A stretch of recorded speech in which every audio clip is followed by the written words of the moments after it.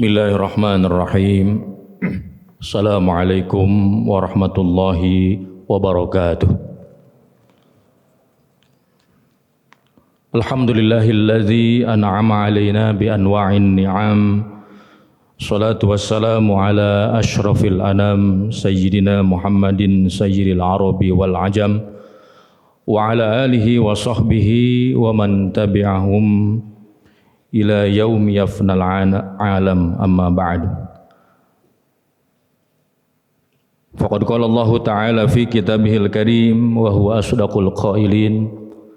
A'udzu billahi samil alim minasyaitonir rajim. Wa laqad nasarakumullahu bi badri wa antum adillah. Al-ayah sadaqallahul azim. Jamaah yang dimuliakan Allah Subhanahu wa taala. Ada 3 peristiwa penting yang tercatat dalam tinta emas sejarah peradaban Islam yang terjadi pada masa tahun kedua Hijriah, yaitu tahun kedua di mana Rasulullah Shallallahu Alaihi Wasallam berpindah ataupun hijrah dari kota kelahiran beliau Makkatul Mukarramah berpindah ke Madinah Al-Munawwarah. 3 kejadian penting ini adalah juga termasuk di dalamnya adalah karakter-karakter yang perlu dimiliki oleh setiap muslim. Yang pertama, pada tahun kedua Hijriah, Allah Subhanahu wa taala memerintahkan lewat lisan Rasulullah Shallallahu alaihi wasallam kepada umatnya, yakni dengan diwajibkannya puasa Ramadan. Jadi puasa Ramadan ini diwajibkan pada tahun kedua Hijriah.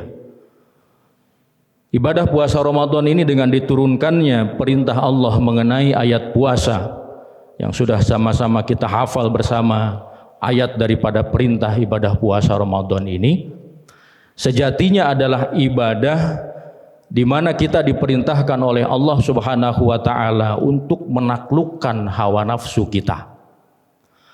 Bahwa dalam Ramadan itu Allah men-setting bagaimana kegiatan-kegiatan umat Islam, umat Rasulullah SAW itu adalah bernuansa agama, di mana pintu surga dibuka selebar-lebarnya, pintu neraka ditutup serapat-rapatnya, bahkan setan dibelenggu tidak bisa berkutik.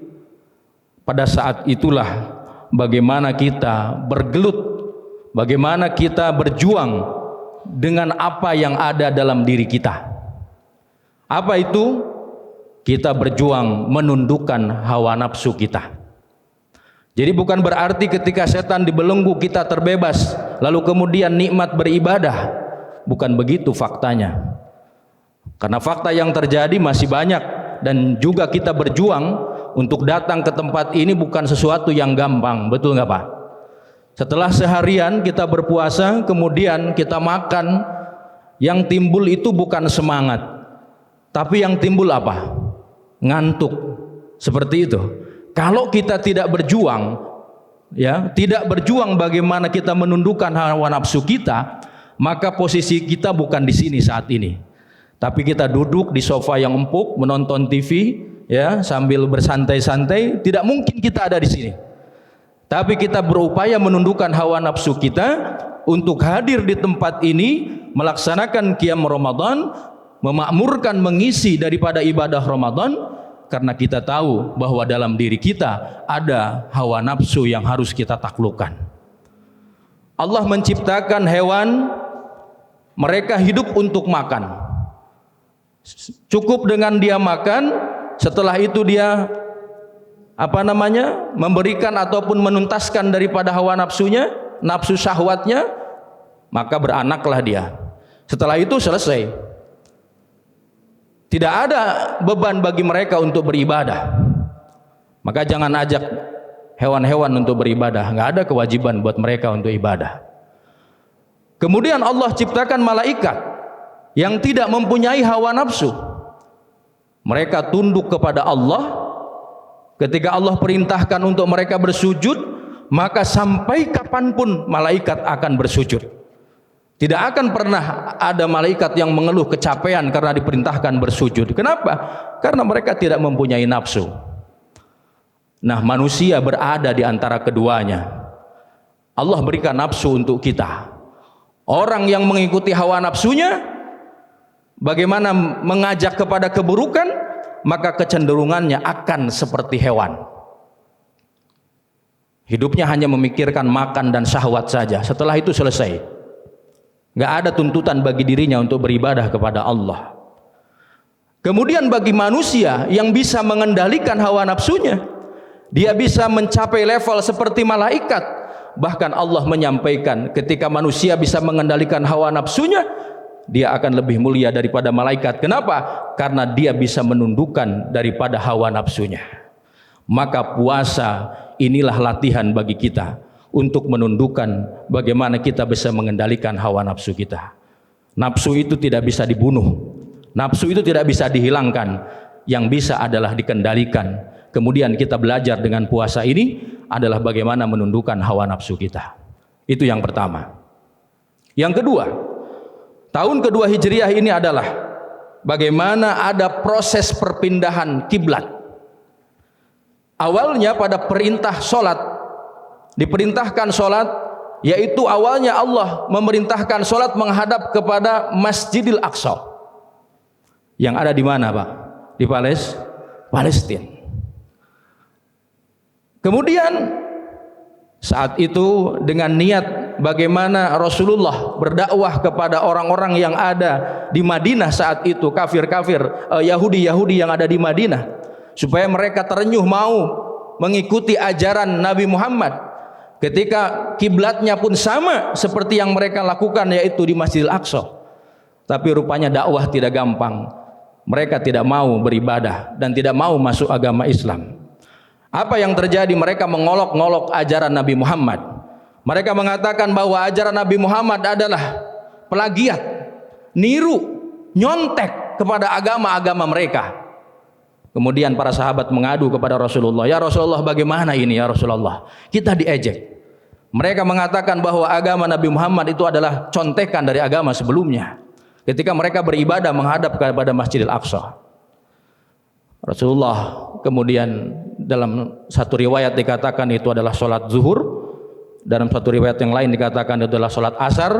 Ketika sudah masuk pada rakaat yang kedua, turun ayat yang memerintahkan Rasulullah untuk berpindah kiblat dari Masjidil Aqsa ke Masjidil Haram, yaitu surah Al-Baqarah ayat 144. Falanwalliyannaka qiblatan tardaha. Lalu berpindah. Maka Bapak Ibu yang sudah beribadah haji ataupun umroh pernah berkunjung ke masjid Qiblatain, Bapak ya?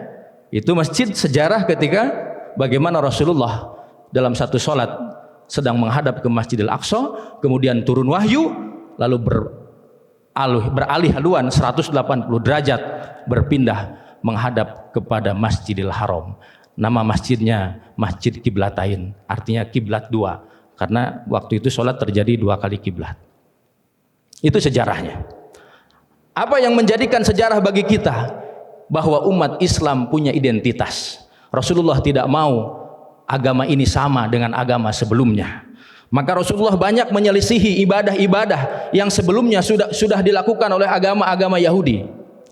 Satu contoh, ketika Rasulullah pergi ke Madinah, ya, pada tanggal 10 bulan Muharram, di mana mereka orang-orang Yahudi melakukan ibadah puasa. Ditanya oleh Rasulullah, "Kenapa kalian berpuasa?" "Ini adalah hari besar kami." Lalu Rasulullah mengatakan, kami lebih berhak untuk mengatakan bahwa hari ini adalah hari besar agama kami. Maka Rasulullah menyampaikan, "Silakan kalian berpuasa pada tanggal 10 dan tambahkan satu hari sebelumnya atau satu hari setelahnya, yaitu tanggal 9 atau tanggal 11, ya, tanggal 9 atau tanggal 11 untuk bagaimana menyelisihi orang-orang Yahudi."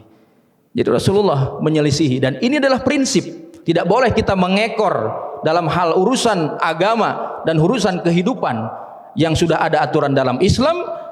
Tidak boleh kita mengekor kepada agama yang lain dalam hal yang prinsip agama dan lain sebagainya, karena Islam mempunyai ajaran tersendiri. Yang ketiga, dalam tahun kedua Hijriah ada proses perang Badar. Perang di mana Rasulullah, perang yang pertama yang dikatakan dalam Al-Quran tadi dalam Muqaddimah, ini adalah perang yang mulia.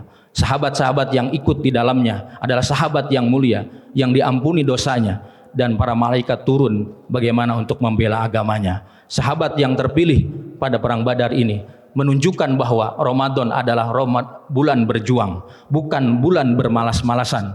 Bagaimana Islam tegak, bahkan kita kenal dalam sejarah perjuangan negara kita diproklamirkan yaitu pada bulan Ramadan. Ini adalah membuktikan bahwa Ramadan bukan bulan untuk bermalas-malasan, tapi Ramadan adalah bulan perjuangan ketika agama ini ditegakkan dengan jihad fisabilillah. Ini yang disampaikan, mudah-mudahan bisa bermanfaat. Hadanallahu wa iyyakum ajmain. Wassalamualaikum warahmatullahi wabarakatuh.